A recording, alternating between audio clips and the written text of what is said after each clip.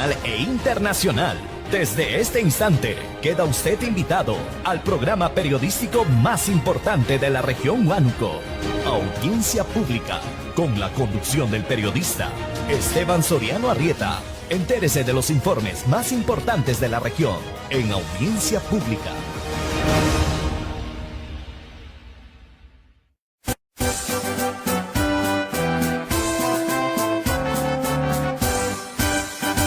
Salve Huánuco, tierra bravía, de hidalguía y sin par tradición, que hoy tus hijos de júbilo henchidos cantan loas con viva emoción, que hoy tus hijos de júbilo henchidos cantan loas con viva emoción. Corren ya está de noble pasado, que se agite tu llama y ardor, ya lo Huilcas te infundan sus glorias, ella Tupac su férreo valor, que perenne en los siglos ostentes tus blasones, tus galas viril, y a la patria sus sienes remoces con diademas de palma y laurel. Y a la patria sus sienes remoces con diademas de palma y laurel. Salve Huánuco, tierra bravía, de hidalguía y sin par tradición, que hoy tus hijos de júbilo henchidos cantan loas con viva emoción, que hoy tus hijos de júbilo henchidos cantan loas con viva emoción.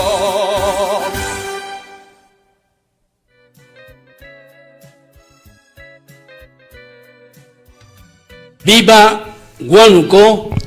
¡Que viva Huánuco! ¡Que viva el Perú! Amigos oyentes y televidentes de Audiencia Pública, tengan todos ustedes muy buenas tardes. Reciban el cordial saludo de nuestro director de cámaras, don Christopher Chan Santa Cruz, quien nos acompaña en el control maestro del canal 12 de televisión JSB, que se transmite desde Huánuco, Perú, para todo el mundo. Quien tiene el gusto de hablarles, Esteban Soriano Arrieta.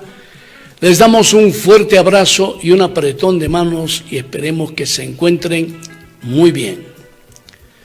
Saludos a Juanito Huamalí del canal 13 de televisión en Cable Huánuco. Juanito Huamalí estará con ustedes y con nosotros como siempre, todos los días de 6 a 7 de la noche, donde tiene la cortesía de transmitir nuestro programa Audiencia Pública. Saludos Juanito Huamalí. Rosita Jaramillo lo hace en Radio Chincha y Suyo de la provincia de 2 de Mayo, su capital, la ciudad de La Unión. Rosita Jaramillo transmite en La Unión, en Llata y en Chavín de Pariarca. Muchas gracias. ¿Qué tal amigos de Audiencia Pública? Muy buenas tardes. Desde Huánuco saludarlos y decirles que lamento mucho que el presidente de Colombia, Gustavo Petro, se esté refiriendo en varias ocasiones a las protestas que hay en el Perú. Ya la Cancillería le ha expresado su profundo malestar por sus declaraciones. Él no tiene por qué intervenir en los asuntos internos de nuestro país, que se preocupe de su país. Igualmente, el canciller de Chile afirma que el expresidente Castillo no es un golpista. Señor canciller, yo conocí al presidente Pinochet. Gracias a él, que dio el golpe de Estado del 75, no entró el comunismo a Chile. Y si usted no lo sabe, revise la historia. Y a los que pretendieron sublevarse, y a los que pretendieron introducir el comunismo en Chile, terminaron fondeados. Y eso lo saben muy bien la generación de periodistas de mi época. Así es que al canciller de Chile le envío un mensaje, que no se meta en los asuntos internos de nuestro país. No tiene por qué hacerlo. De otro lado, el cardenal de Huancayo, el arzobispo Pedro Barreto, ha pedido al Congreso lo que le dicen todos los días en todas partes, que aprueben el adelanto de elecciones. ¿Por qué no quieren aprobar el adelanto de las elecciones? ¿Cuál es el temor? ¿Tienen miedo perder su curul? ¿Tienen miedo perder su millón de soles que está pendiente hasta el 2026? Lo de la Asamblea Constituyente no procede, porque no estamos viniendo de un gobierno de facto, estamos en un gobierno democrático. Una Asamblea Constituyente procede cuando el país tiene un gobierno de facto o un gobierno dictatorial, como el de Venezuela, como el de Cuba. Esas son dictaduras. Y si quieren volver a la democracia, recién tienen que convocar a una asamblea constituyente. El Perú no necesita una asamblea constituyente, necesita modificar algunos artículos de nuestra Constitución peruana. Y luego de esa modificación, adelantar las elecciones, pero que lo hagan con convicción, no que lo hagan porque les parece. Eso no es así. Señores congresistas, en las manos de ustedes está el futuro del Perú, está el futuro de los niños, de los jóvenes. Nosotros somos adultos, en cualquier momento ya nos vamos, o nos podemos ir, pero ¿qué va a quedar para nuestra patria? ¿Qué va a quedar para nuestros niños? ¿Qué va a quedar para nuestros jóvenes? Inclusive el día de ayer, César Acuña Peralta ha pedido al Congreso de la República aprobar el proyecto de adelanto de elecciones generales. Además ha asegurado que no postulará a la presidencia de la República en el caso de unas eventuales elecciones generales anticipadas. Y una cosa curiosa que me llamó la atención, que los abogados Raúl Noblecilla y Ronald Atencio, abogados de Pedro Castillo, que está en prisión preventiva en la DIROES en Lima, han renunciado a la defensa del presidente golpista. No se sabe las causas. No vaya a ser como lo dijo Benji Espinosa hace algunos días, que él estaba preocupado no solamente porque había dado el golpe de Estado el presidente Castillo, sino porque no le había pagado los honorarios de la defensa, con plata del Estado o con su plata. Eso también hay que averiguar. Son cosas que nos interesan a los millones de peruanos, que hay que decirlas para que la gente lo entienda y lo sepa, ¿no? Y también debe investigarse eso del asilo político ofrecido por el presidente Andrés Manuel López Obrador de México a la familia de Pedro Castillo. Su esposa está con un proceso judicial. Tiene que responder. Según Andrés Manuel López Obrador, AMLO, el asilo político no incluye a Jennifer Paredes, ¿Dónde está la familia de Castillo? Se tiene que saber, se debe investigar. Así que todas estas cosas tenemos que tenerlas muy presente y muy en cuenta. Y ahora nos vamos con el Santo Evangelio. El Santo Evangelio que todos los días nos envía nuestro hermano Jesús Pardo Hidalgo, el diácono de la Catedral de Huánuco. Adelante con el Santo Evangelio.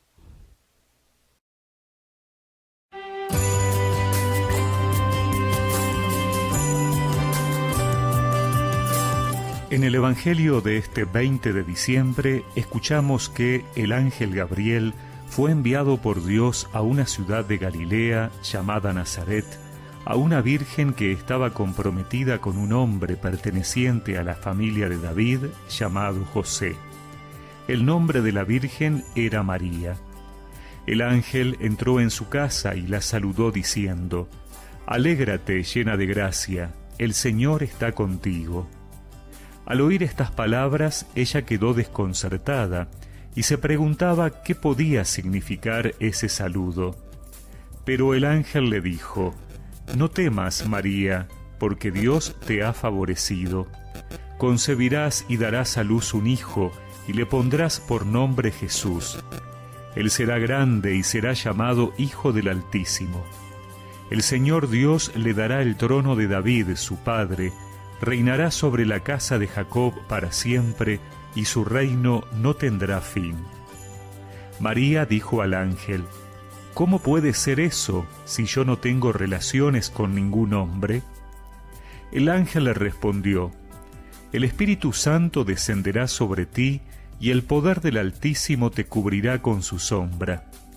Por eso el niño será santo, y será llamado Hijo de Dios.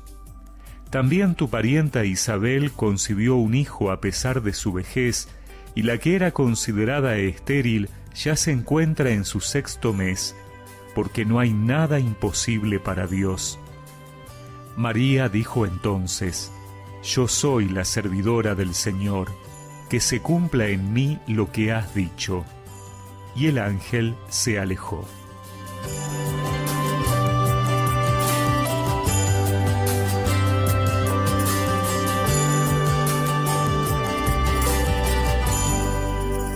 Esta semana previa a la Navidad seguimos escuchando los relatos sobre los acontecimientos que precedieron al nacimiento de Jesús, y hoy volvemos a meditar en torno a la Anunciación. Somos guiados así hacia un mundo en el cual sucede lo extraordinario.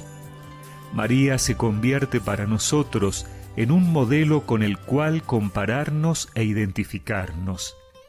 Ella se abandona al mensaje del enviado celestial y confía en la palabra de Dios que obra maravillas. Si nos decidimos a hacer lo mismo, también nosotros podremos experimentar la maravillosa fuerza de Dios. Pero todo el relato nos lleva a poner nuestra atención en el niño, que será proclamado Rey y Salvador.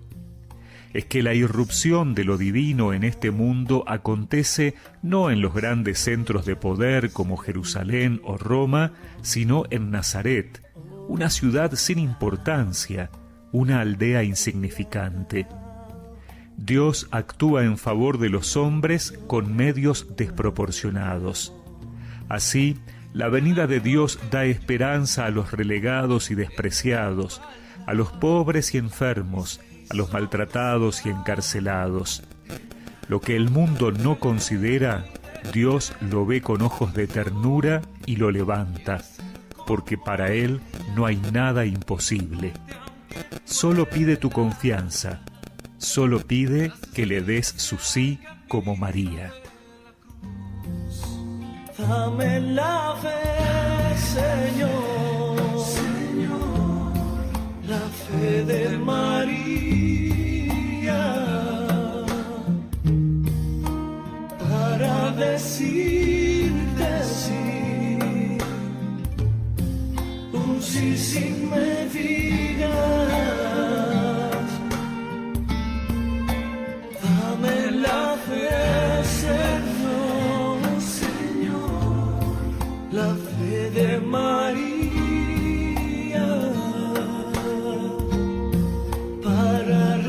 renunciar así a mí y entregarte mi vida. Y recemos juntos esta oración. Señor, que en esta Navidad pueda estar atento a tu venida allí donde nadie te busca. Renuevo mi confianza en tu poder y que tú puedes obrar en mí grandes cosas. Amén. Y que la bendición de Dios Todopoderoso, del Padre, del Hijo y del Espíritu Santo los acompañe siempre. Amigo empresario emprendedor, oportunidad única. Se vende edificio a media cuadra de la Plaza Macocapa. Interconexión futura a todo Lima mediante las líneas del tren eléctrico Estación Plaza Macocapa. Interconexión a todo el Perú mediante las agencias de transporte de carga y pasajeros. Agencias ubicadas entre 2 a 5 cuadras. Zona comercial 5 minutos de Gamarra. Precio $899 por metro cuadrado. Acabado equivalente a 45% valor del mercado. Edificio rentable, funcionando, recuperación de inversión de 10 a 15 años. Teléfono de contacto.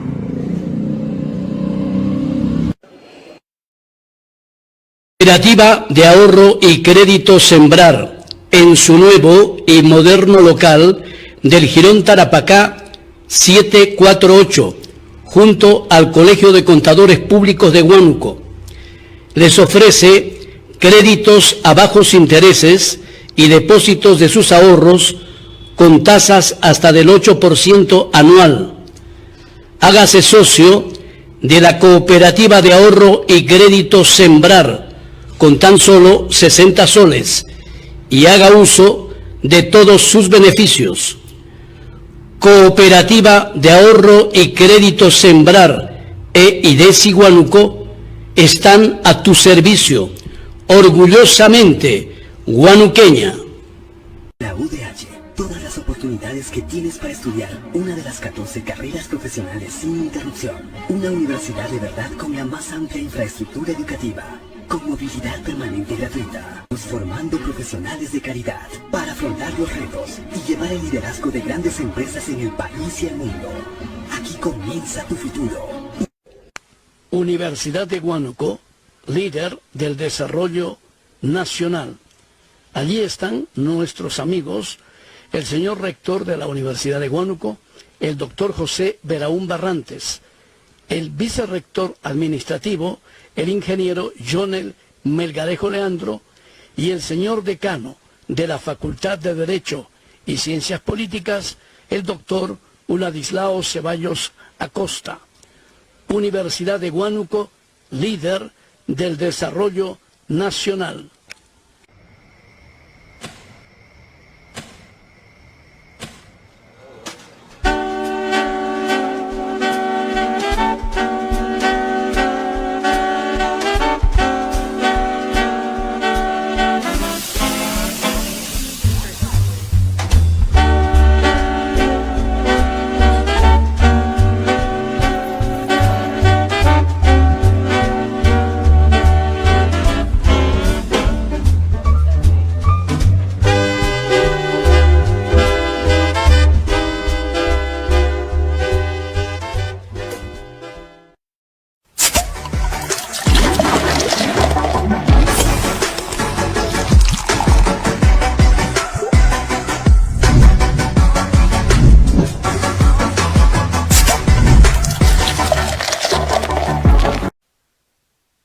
Bien, amigos, y nos vamos hasta Lima. Allí está nuestro colega, el periodista de contrainteligencia, César Reátegui Alvarado, que nos habla sobre este pedido que él viene haciendo ya hace algún tiempo, que nuestro país, el Perú, se salga del pacto de San José de Costa Rica, para que nuestros militares no sean posteriormente juzgados. Aunque en el gobierno de Manuel Merino se dieron algunas disposiciones, pero escuchemos lo que nos dice César Reátegui Alvarado desde Lima, Perú. Adelante, César. Buenas tardes, amigos de Audiencia Pública. Los saluda desde Lima César Reátegui. Esta vez para que a través de la emisora del programa que conduce mi estimado amigo Julio Esteban Soriano Arrieta, se haga una invocación al gobierno, específicamente al Ejecutivo, para que salgamos del Pacto de San José y nos desliguemos de la Comisión Interamericana de Derechos Humanos, entidad que solamente se dedica a favorecer a los terroristas. Como lo hemos visto en años anteriores, muchos militares que combatieron a Sendero y al MRTA terminaron presos y tuvieron que pagar enormes e ingentes sumas de dinero a los deudos de los terroristas, entidad que jamás defiende a los militares. Por eso es muy importante que el gobierno salga del Pacto de San José para que nuestros militares puedan actuar y estar seguros de que más tarde no van a ser condenados ni terminar en ninguna de las cárceles a nivel nacional. Sí, señores, estamos luchando contra el comunismo y contra el terrorismo y no existe diálogo posible entre individuos que siguen esa secta satánica, que es el comunismo y el terrorismo, y esta vez dirigidos desde Venezuela, Cuba, Bolivia y México. Lo que viene sucediendo en el Perú fue planificado hace 3 años cuando el Foro de Sao Paulo se reunió en Puebla y se constituyó en lo que se conoce como el Grupo de Puebla. A esa reunión asistió, por supuesto, el presidente mexicano Nicolás Maduro, Evo Morales y por el Perú el señor Cerrón, nada menos que el creador y fundador del partido Perú Libre, el lapicito, que lo único que ha hecho es traernos desgracia a este país, pobreza, y que viene utilizando a las clases populares y asusando para que vengan a Lima y destruyan y produzcan el caos total. Por eso, a través de audiencia pública, se hace un llamado a que el gobierno salga del Pacto de San José, sino de lo contrario, nuestros militares y policías estarán expuestos a que en años venideros sean procesados y metidos a la cárcel injustamente. Por lo pronto, ya la Comisión Interamericana de Derechos Humanos ha anunciado que va a venir, y si va a venir, va a ser recibida por la Presidenta de la República.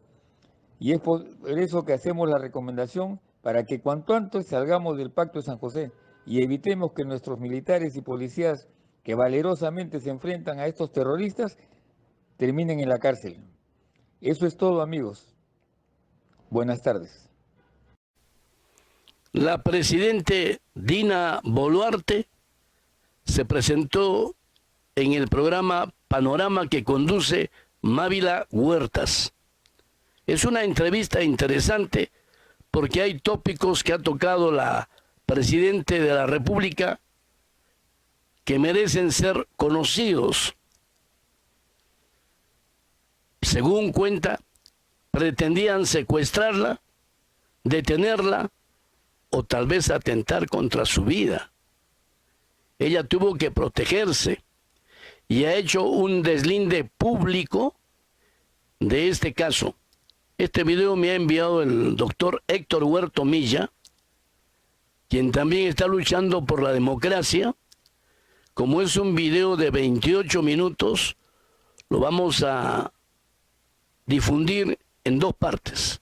Aquí está la primera entrega y luego viene la segunda parte de este video. Adelante. Tomando desayuno con la hermana y al rato me llama y dice, sal de tu casa, hay golpe de Estado. Yo dije, mi casa debe ser sitiada, porque lo primero en un golpe de Estado que quieren hacer, quebrar la sucesión constitucional, cerrar el Congreso. Pero sin embargo, ¿alguien le avisó? ¿Alguien le dijo, están yendo por ti, Dina, sal? Lo que me dijeron fue lo siguiente, sal de tu casa, hay la indicación que van por ti. Yo lo primero que hice, estaba en pijama, me cambié lo más rápido posible, agarré la mochila, puse el pijama, la mochila, me acerco al doctor Aníbal y le digo, doctor Aníbal, usted sabe que no quemó ninguna bala de plata, ¿verdad? Y él me dice que sí. ¿Y ahora qué va a pasar? Me dice, doctora, ya no está en mis manos, yo ya no quería venir, me llamó el presidente, por eso estoy acá. ¿Quiénes estaban celebrando? Ese grupo de ministros que se alegraban por lo ocurrido.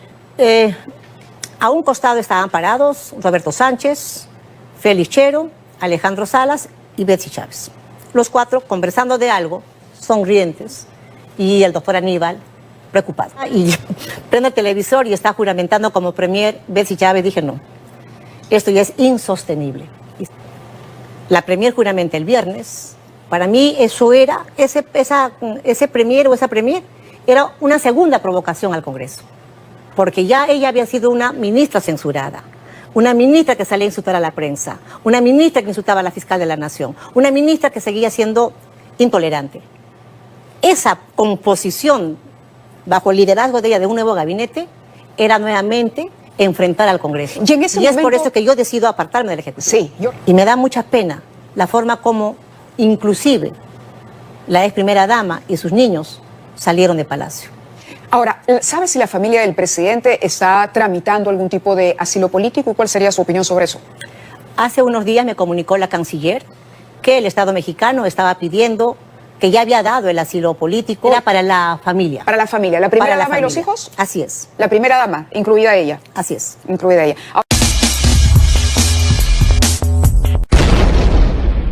Dina Boluarte lo acaba de contar todo y ha revelado detalles secretos. Dina acaba de delatar a Aníbal Torres y a Betsy Chávez. Así contó cómo Betsy lo tenía todo listo para ser la nueva presidenta del Perú. También confirmó el asilo que Castillo ya tenía listo y tramitado para Lilia y sus hijos. Y también cómo tuvo que esconderse porque Castillo ordenó secuestrarla, sacarla de su casa a la fuerza una vez que estalló el golpe de Estado en Palacio. Anunciado está aquí en los estudios de Panamericana Televisión la presidenta de la República, la señora Dina Boluarte. Vamos a hablar de varios temas, de lo que se viene en las próximas semanas, qué acciones tomará el gobierno y por supuesto las dificultades que hoy por hoy encara. Muchísimas gracias por acompañarnos esta noche. Gracias por la invitación. Al contrario, quería empezar comentando con usted una anécdota de la que tuvimos conocimiento. Usted nos dirá qué tan cierta es sobre lo ocurrido el día en que el presidente dio este discurso anunciando el cierre del Congreso y la intervención de algunas instituciones. ¿Es verdad que usted tuvo que salir con una maleta de su casa porque iban por usted y dar vueltas por la ciudad? Mire, yo estaba en mi casa muy tranquila, desayunando con mi hermana en el jardín interior de la casa. Y alguien me dice y me comunican que el presidente va a dar un mensaje a la nación. Yo dije, debe ser más o menos el mensaje de ayer, en la misma línea hoy. No le di mayor importancia, seguí tomando... Pero no tenía usted conocimiento en ese momento. En absoluto. Seguía tomando desayuno con la hermana y al rato me llama y dice, sal de tu casa, hay golpe de Estado. Entonces, cuando hay un golpe de Estado, uno recuerda el último golpe de Estado de hace años, del 92.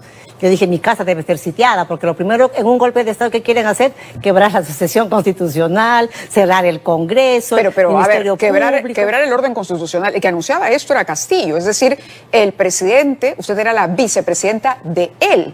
Sin embargo, ¿alguien le avisó? ¿Alguien le dijo, están yendo por ti, Dina, sal? Lo que me dijeron fue lo siguiente, sal de tu casa, hay la indicación que van por ti.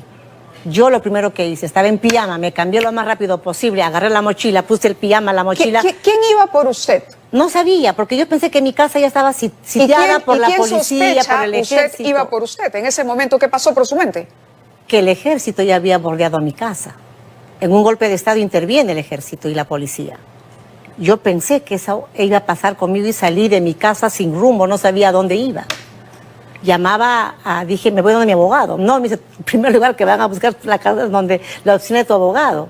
Llamaba a mis sobrinas y mi sobrina estaba dictando clases en la San Marcos. Pero ya luego se comunica ella conmigo, me dijo, tía, váyase a la casa, le va a esperar a tal persona, tiene doble entrada y salida, o sea que ahí la vamos a proteger. Y me fui donde mi sobrina y ahí estuve mirando desde la televisión lo que pasaba.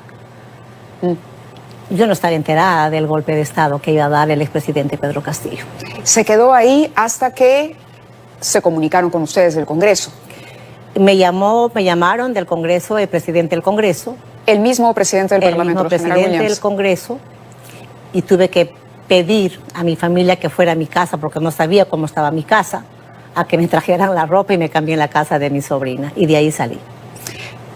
En el transcurso de su casa al Congreso, ¿cuál fue el primer pensamiento que le vino? ¿Temía usted todavía por su vida? No. Cuando veo en la televisión la forma como lee ese golpe de Estado, lo que me generó fue quién lo empujó a tomar esa tremenda situación errónea. ¿Quién lo empujó a que se equivocara de esa forma tan absurda y dar un golpe de Estado en la forma como le dio? ¿Y cómo se respondió esas preguntas y cómo se las responde hoy, después del tiempo que ha transcurrido? Porque me imagino que la pregunta debe haber seguido dando vueltas en su cabeza, como todavía da vueltas en la cabeza de muchos peruanos. Hasta donde yo pude, a pesar de la distancia que yo había tomado de agosto a la fecha, hasta donde yo pude, pretendí proteger al presidente para que cumpliera su gobierno hasta el 28 de julio de 2026. ¿Y en qué sentido la protección? Cuando ante el Consejo de Ministros se plantea presentar la cuestión de confianza ante el Congreso, lo que yo dije textual, Premier, presidente, no presente la cuestión de confianza porque eso se va a convertir en un boomerang en contra del presidente. Lo que va a hacer el Congreso es acelerar la vacancia o la suspensión. Usted advirtió, estamos hablando entonces de que el premier era Aníbal Torres. Sí, claro. Usted le advirtió al presidente y al propio Aníbal Torres de que esto podía ser un boomerang. ¿Y cómo justificaron ellos la decisión de ir por esta cuestión de confianza y por interpretarla de la manera en que la interpretaron? Además, les dije, todavía podemos tejer los puentes con los congresistas demócratas que sí quieren apostar por la gobernabilidad, pero tiene que haber cambios firmes en su gobierno de aquí en adelante. Sencillamente me escucharon y llamaron a votación. Nada más. ¿La ignoraron? ¿Usted diría que en ese momento la ignoraron, que cayó en saco roto, que...? Sí, lo presentaron. Claro, no, al margen de que lo presentaran, ni siquiera tomaron en cuenta su... No, llamaron a votación. Llamaron a votación. Ni siquiera pusieron a discusión mi posición. Hoy, ¿usted cree que eso se hizo con una intención deliberada? Esa presentación de cuestión de confianza y la posterior interpretación de la denegatoria. Conforme se han ido dando los casos, se plantea la cuestión de confianza, se firma el acta ratificando la denegatoria de la confianza. Que usted no firma, ¿no? Que no firmo, porque yo sabía que era un acto inconstitucional, porque la misma ley dice se delibera y se vota. Claro, tendría que haber sido denegada con votos. Estamos hablando del acta del 24 de noviembre. Previa deliberación. Correcto. Como no se deliberó, no se votó, no se denegó la cuestión de confianza, firmar un acta era inconstitucional. Los que sabemos de derecho, esa es la consecuencia. Por eso que yo no firmo el acta. Seguidamente, la premier juramenta el viernes. Para mí eso era, ese premier o esa premier era una segunda provocación al Congreso. Porque ya ella había sido una ministra censurada. Una ministra que salía a insultar a la prensa, una ministra que insultaba a la fiscal de la Nación, una ministra que seguía siendo intolerante. Esa composición bajo el liderazgo de ella de un nuevo gabinete era nuevamente enfrentar al Congreso. Y es por eso que yo decido apartarme del Ejecutivo. Sí, yo recuerdo que leímos su tuit en el programa, pero y en ese momento usted no dice, caramba, esto apunta para otro lado, porque primero advierto de la cuestión de confianza, fueron a votación. Me ponen un acta que yo no firmo. Yo creo que estos señores están al margen de la ley, es inconstitucional, yo no voy a firmar nada inconstitucional. El día viernes, y luego nombran a Betsy Chávez. ¿Usted le advierte al presidente o intenta advertirle de ese nombramiento o le pregunta por la decisión? El día viernes, luego que firman el acta el día jueves en la noche, el día viernes 8 de la mañana nos invitan a ir al Consejo. Yo voy y nos piden la renuncia. Era obvio porque ya había renunciado el premier Torres, tenía que caer todo el gabinete y firmamos todas nuestras renuncias. Por acá estaban parados 4 ministros, como festejando algo, pero por el otro lado estaba el doctor Aníbal, un poco triste, desencajado. ¿Qué ministros festejaban? Y perdóname, termino, me acerco al doctor Aníbal y le digo, doctor Aníbal, usted sabe que no quemó ninguna bala de plata, ¿verdad? Y él me dice que sí. ¿Y ahora qué va a pasar? Me dice, doctora, ya no está en mis manos, yo ya no quería venir, me llamó el presidente, por eso estoy acá. ¿Pero qué ha pasado, doctor Aníbal? Hable con el presidente. Yo lo fui a buscar ese día viernes, en 2 oportunidades al presidente. No me recibió. Y en consecuencia yo dije, bueno, estará muy ocupado, yo me retiro, Llego a mi casa y prendo el televisor y está juramentando como premier Betsy Chávez. Dije, no, esto ya es insostenible. Y saco el tuit apartándome del gabinete. Yo no iba a estar en ese gabinete. Había firmado su carta de renuncia, pero no nos dijo quiénes estaban celebrando ese grupo de ministros que se alegraban por lo ocurrido. A un costado estaban parados Roberto Sánchez, Félix Chero, Alejandro Salas y Betsy Chávez. Los cuatro conversando de algo, sonrientes, y el doctor Aníbal preocupado. ¿Quién sugiere a Betsy Chávez entonces? Porque la primera lectura que uno hace indica que por la cercanía que tenía con Torres, el propio Torres le pudo haber dicho a Castillo que me suceda a Betsy Chávez. ¿Es verdad eso o estamos en la ruta equivocada? No, yo no tengo conocimiento quién le dice al presidente para que Betsy Chávez sea su premier. Ajá. Desconozco. No sabe usted. No sabe usted quién le dijo ni cómo finalmente se decidió que ella fuera la nueva premier. Usted publica ese tuit, ¿el presidente no la llama para decirle reconsidera tu decisión, te necesitamos en el gabinete? Ya mucho tiempo no teníamos una comunicación fluida con el presidente, de agosto de este año. Y con Betsy Chávez la relación dicen que era muy tirante ya, antes, que ustedes no se llevaban bien.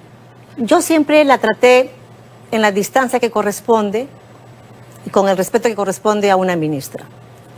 A eso se circunscribe la relación profesional como ministros. ¿Cree que tuvo responsabilidad en el golpe? Ella era la premier. Ella tiene la respuesta política al país. Salas, Chero, Sánchez, ¿qué responsabilidad tienen? Firmaron el acta que usted no quiso firmar. Esa es la responsabilidad que tienen. Aunque ellos han dicho que no sabían nada del golpe de Estado.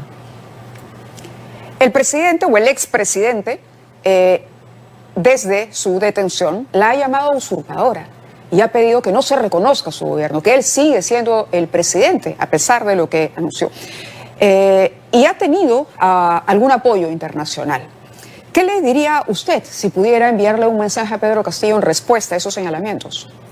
Primero que yo lamento mucho las decisiones que haya tomado el expresidente Pedro Castillo. Quisiera saber quién lo empujó a tomar tremenda decisión. A mí me da mucha pena lo que le está pasando, porque además de ser el expresidente y la forma como ha procedido, es persona. Y me da mucha pena la forma como inclusive la ex primera dama y sus niños salieron de Palacio. ¿Quién lo empujó? Sin embargo, el presidente o el expresidente Pedro Castillo sabe que cuando hay una fórmula presidencial y los dos hemos hecho la campaña, era una campaña casi en la misma línea, él llenaba plazas, yo llenaba plazas. Si es que él sentía que yo en algún momento iba a ser una usurpadora, debía haber dicho al partido político que no necesito una vicepresidencia, voy solo en la campaña. Pero no podía ir, ¿no? Las reglas electorales son otras. Entonces, dentro del contexto legal, acá no hay ninguna usurpadora ni ninguna traidora. Acá hay una vicepresidenta que en el mandato constitucional y frente a la responsabilidad del pueblo peruano, estoy asumiendo ese encargo del pueblo peruano, porque ambos hemos sido elegidos para poder llevar los destinos de este país. Empresario emprendedor, oportunidad única. Se vende edificio a media cuadra de la Plaza Mancocapa. Interconexión futura a todo Lima mediante las líneas del tren eléctrico, estación Plaza Mancocapa. Interconexión a todo el Perú mediante las agencias de transporte de carga y pasajeros. Agencias ubicadas entre 2 a 5 cuadras, zona comercial 5 minutos de Gamarra. Precio $899 por metro cuadrado. Acabado equivalente a 45% valor del mercado. Edificio rentable funcionando. Recuperación de inversión de 10 a 15 años. Teléfono de contacto.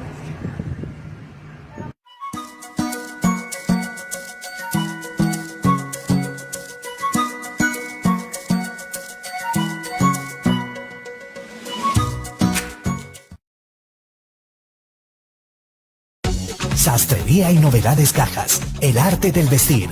Venta de las mejores telas y casimires. Barrington, 50-50, Cardiff y Polistel. Confección y venta de vestidos para novias, ternos para novios. Venta y confección a medida de ternos para damas, caballeros y niños. Los más elegantes vestidos de noche. Y ahora, nuestro servicio de lavandería. Sastrería y novedades cajas. El arte del vestir. Girón Aptao 665. WhatsApp 962-909-922. Dieguito. Nuestra acogedora ciudad te da la bienvenida y nuestro hostal Mar Edu te invita a disfrutarla. Hospédate a unos metros de nuestra plaza de armas, en un ambiente acogedor, seguro y cómodo para tu estadía.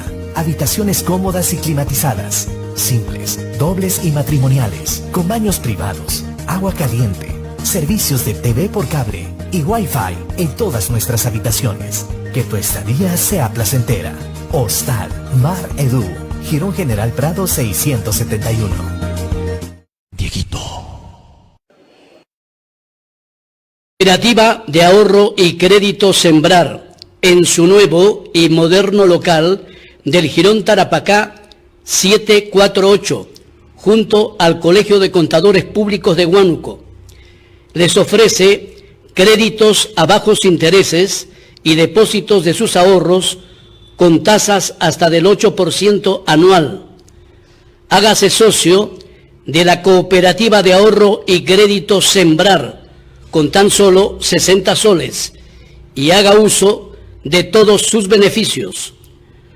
Cooperativa de Ahorro y Crédito Sembrar e IDESI Huánuco están a tu servicio. Orgullosamente huanuqueña. La UDH, todas las oportunidades que tienes para estudiar una de las 14 carreras profesionales sin interrupción. Una universidad de verdad con la más amplia infraestructura educativa, con movilidad permanente y gratuita, formando profesionales de calidad para afrontar los retos y llevar el liderazgo de grandes empresas en el país y el mundo. Aquí comienza tu futuro. Universidad de Huánuco, líder del desarrollo nacional.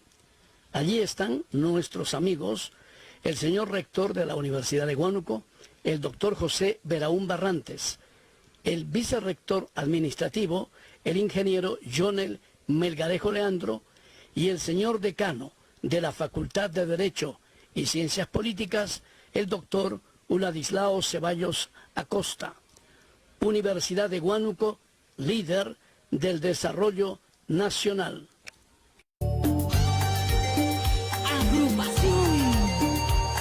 La firma Huánuco.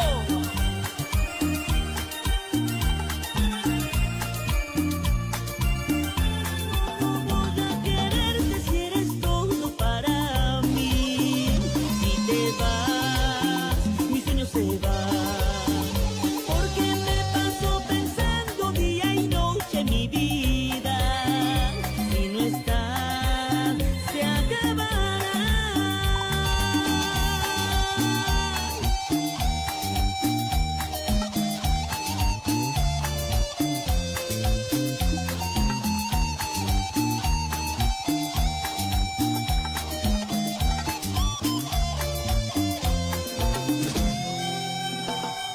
Franklin Flores, este es su grupo, La Firma.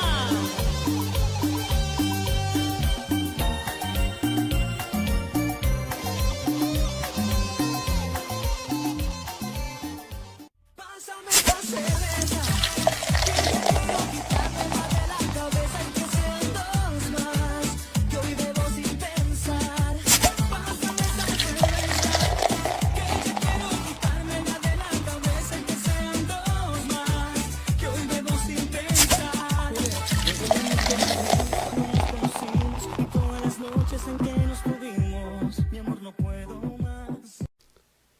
Retornamos con la segunda parte de este video en la entrevista que le hiciera en el programa Panorama Mávila Huertas a la presidente del Perú, Dina Boluarte. Querramos o no querramos, es la presidenta del Perú, porque así lo establece la Constitución, y no porque le haya dado la gana a los señores del Congreso de convocarla para que ella juramente. Si el golpista Castillo se fugaba a la Embajada de México, ¿por qué no asumió su responsabilidad? ¿Por qué abandonó Palacio de Gobierno? Él abandonó Palacio de Gobierno porque había cometido el craso error de pretender disolver el Congreso y todas las instituciones públicas que gobiernan nuestro Estado peruano. Y eso es inconstitucional. Y aparte de ser inconstitucional, ahora se escuda diciendo que es traidora, que es sinvergüenza y que es usurpadora. Ella no ha usurpado el cargo. Le corresponde porque según la Constitución, ella es la vicepresidente de la fórmula presidencial. Aquí está la segunda parte. Adelante. Ahora, ¿sabe si la familia del presidente está tramitando algún tipo de asilo político? ¿Cuál sería su opinión sobre eso?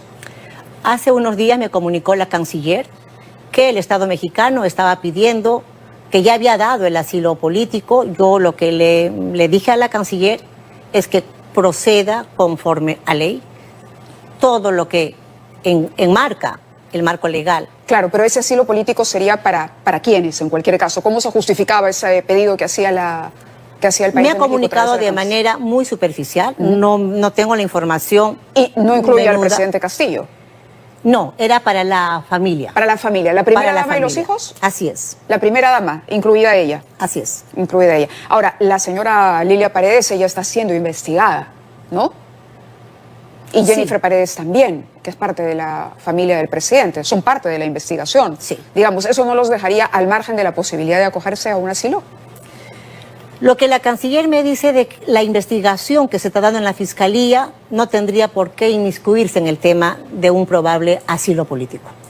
¿Qué información tiene desde Venezuela, a donde se dice que ha viajado el exministro Juan Silva y tendría también protección del gobierno de Nicolás Maduro?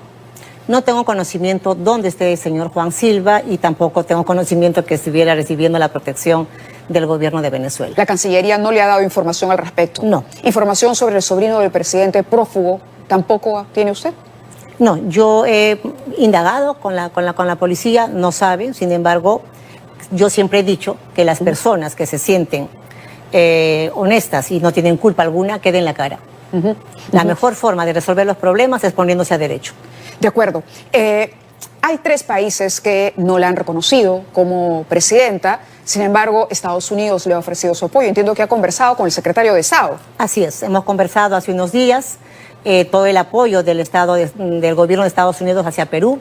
Creo de que la responsabilidad bilateral con los países, no solamente de América, sino también del otro lado del mundo, es importante. Por eso de que me extraña la conducta, además con injerencia interna hacia nuestro país, de México, de Colombia y de Bolivia. Bueno, el presidente Petro, permítame decirle, ha incluso sugerido la posibilidad de ser él una suerte de mediador en el diálogo político en el que debe conducirse nuestro país. ¿Cómo le respondería usted a Petro? Yo creo que él está confundiendo 2 asuntos, porque él fue hacia la Corte Interamericana de Derechos Humanos cuando fue violentado en su elección democrática cuando era alcalde allá en Colombia. El asunto del expresidente Pedro Castillo no es el mismo. Aquí ha habido un golpe de Estado. Fallido sí, pero ha habido un golpe de Estado que el mismo expresidente Pedro Castillo lo ha dado. Y en consecuencia es el Congreso, con el voto de la izquierda, ha sido vacado Pedro Castillo.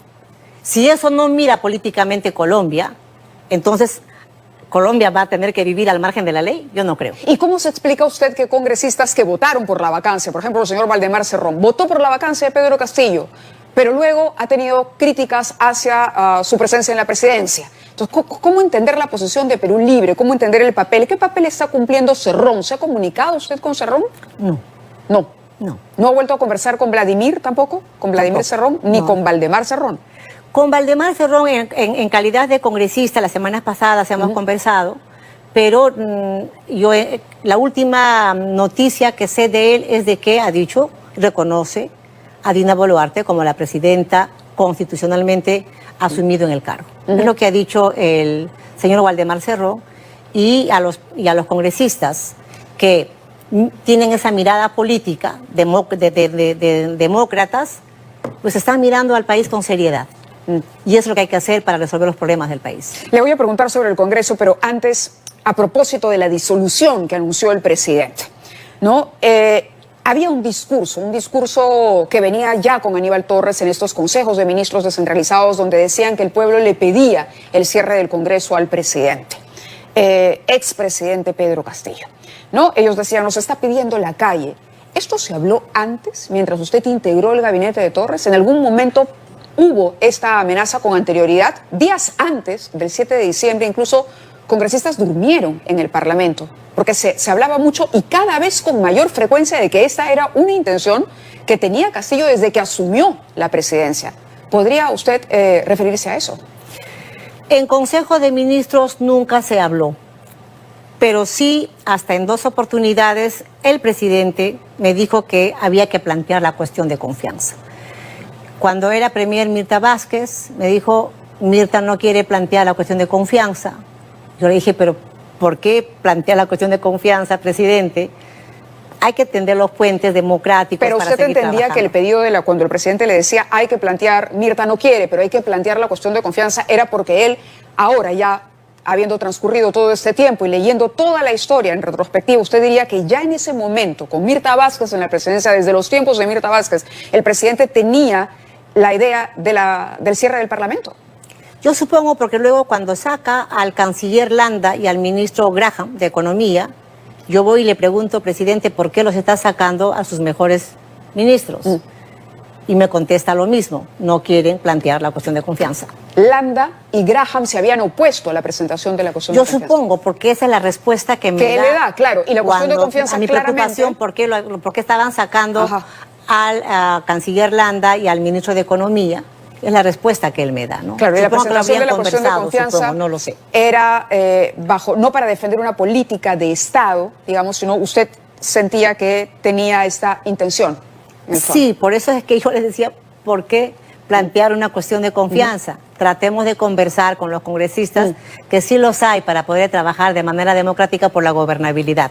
En vez de estar confrontándonos con el Congreso, presidente, tratemos de abrir las puertas para conversar, que sí hay, para que usted pueda terminar el 28 de julio del 2026. Dina, yo recuerdo cuando juramentó, presidenta,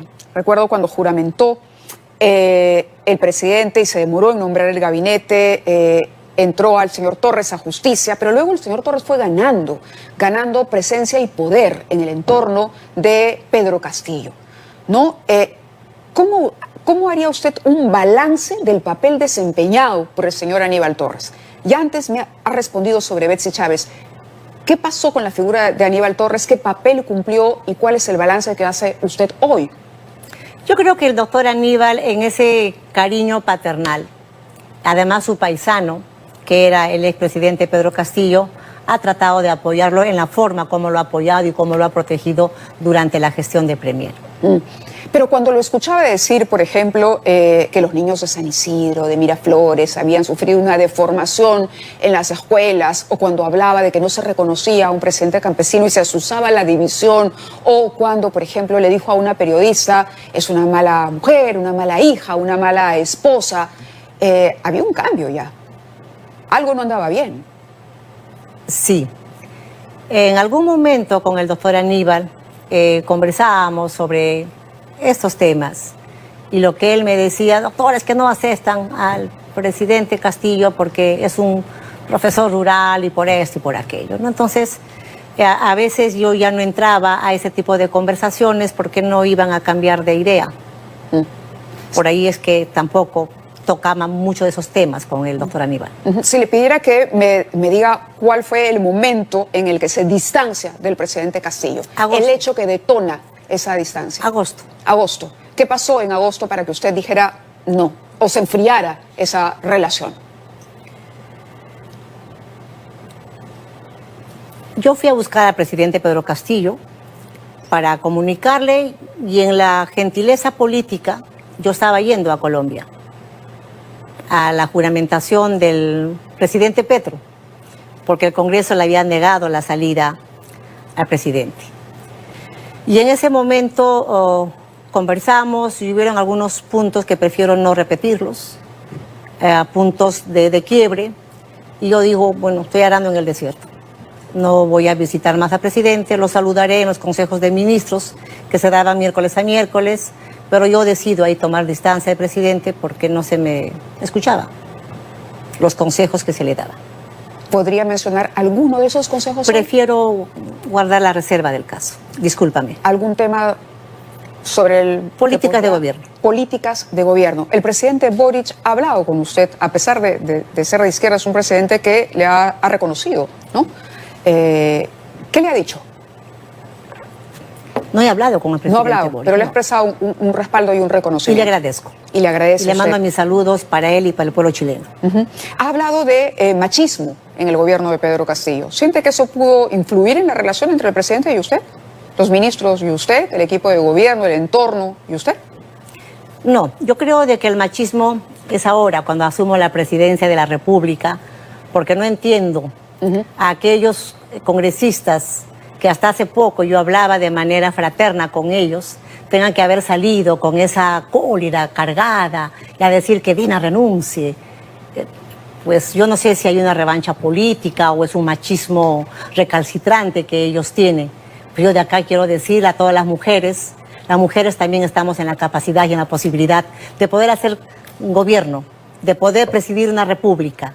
Han habido muchas mujeres líderes en el mundo que han sabido llevar las riendas del país de manera honesta y correcta. Pues dejen a Dina Boluarte trabajar. Ya demostré que no soy corrupta. Ya demostré que puedo hacer una buena gestión. Yo quiero decirle a la población peruana, Cuscan Yancasun, Hankunawan, Warmicuna, Cusca, Usun, Perú, Mayacta, Masinchizwan. Juntos vamos a trabajar. A todas las mujeres, quiero decirles de acá del fondo de mi corazón, Tukuy Sunjuy, Amunakuiki, Hankunawan, Kailimamanta, Tukuy, Perumanta, Yancasun, Cusca. ¿Qué ha significado? Rápidamente. Mujeres, yo desde mi fondo del corazón los quiero con todo mi corazón. Trabajaremos juntas desde el gobierno de Dina Boluarte y para todo el Perú. Su posición es muy delicada y sé que el tiempo nos gana. Usted ha estado en la plancha de Pedro Castillo.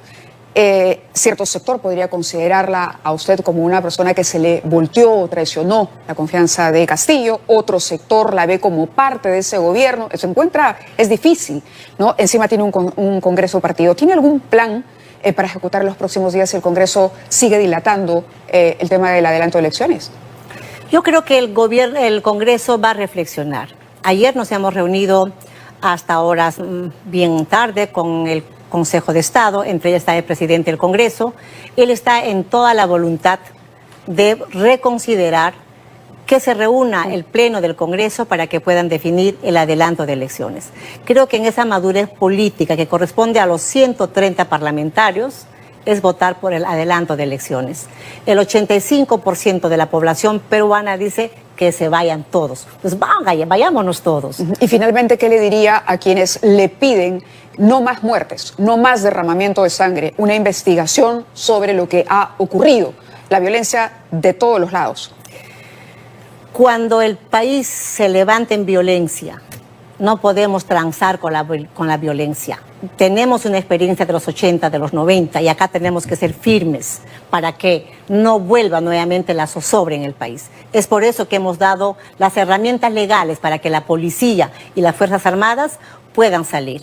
Tenemos casi 300 policías heridos con esquirlas en las espaldas, en las piernas, porque del otro lado hay armas artesanales quizá, pero en Pichari hoy día o ayer en la tarde hay 5 policías heridos de bala.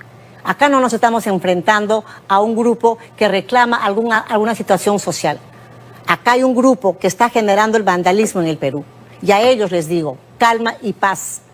Por favor, tenemos que transar por la vida, tenemos que transar por la paz, tenemos que transar por el orden para poder resolver los temas del país. Basta de violencia, basta de esa rabia incontenida que no están pidiendo que se les atienda a temas sociales. Gracias, señora presidenta, por estar con nosotros esta noche. Gracias por la invitación. Ojalá retorne la tranquilidad y la paz a nuestro país. Vamos a la pausa y regresamos con la otra. Gracias. Ahora sí nos vamos a deleitarnos con una música guanuqueña. Este 30 es el día de la canción guanuqueña. Aquí está la voz de Beto Ruiz con el marco musical de Melodía Guanuqueña que dirige el maestro Gumersindo Atencia Ramírez, Puente Calicanto.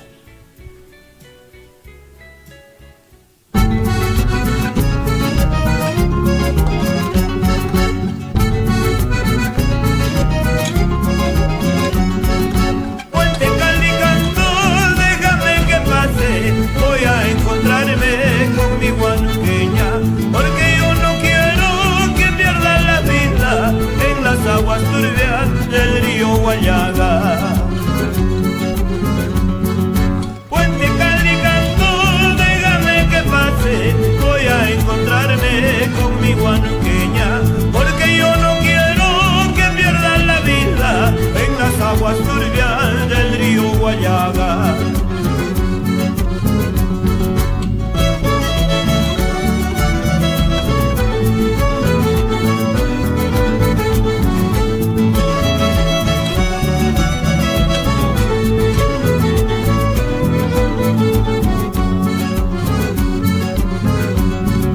Porque no me ha dicho, no quiero, no puedo, hombre no fastidies, tengo mi marido. Yo no habría sido loco de quererte, sabiendo que tienes otro compromiso. Porque no me ha dicho, no quiero, no puedo, hombre no fastidies, tengo mi marido. Yo no habría sido loco de quererte, sabiendo que tienes otro compromiso. Quisiera una guanuqueña para quererla con el alma a las orillas del Guayaga. Quisiera una guanuqueña para quererla con el alma a las orillas del Guayaga.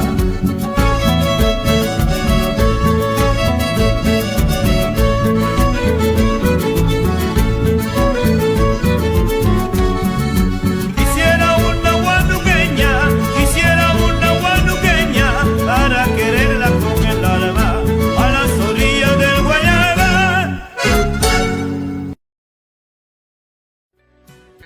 Muchas gracias a Beto Ruiz, al gran maestro Gumersindo Atencia Ramírez, y saludos a su esposa, la señora Julita Chávez.